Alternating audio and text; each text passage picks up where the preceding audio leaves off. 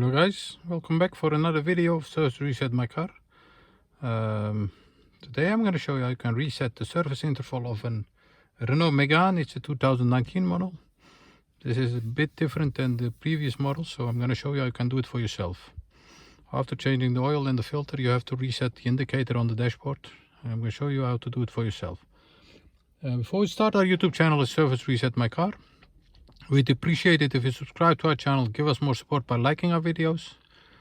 Any questions, use the comment area. Any comments, use the comment area. And I'll get back to you as soon as possible. Okay, I'll be doing the reset twice, as I mentioned in my previous video, so you don't have to rewind the video to watch it again.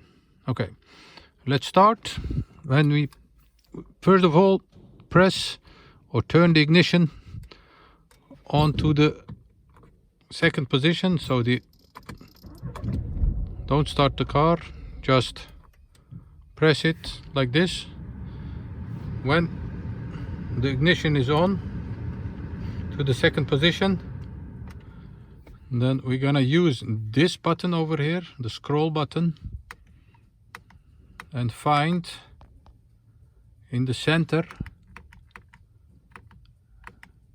the surface intervals, like this. Once you found this one, you have to press and hold the OK button over here till the indicator changes to this, like this, for example. Once you found that one, press the OK button again, and if it goes well, the indicator starts blinking, and keep pressing that till it stops blinking. And when it stops blinking, as you can see, the indicator has changed to 30,000 kilometers or 24 months. And that's how you change the service interval or reset the interval of a Renault Megane 2019. I hope this video helped you. Did it help you? And didn't you subscribe yet? Subscribe to our channel to support us.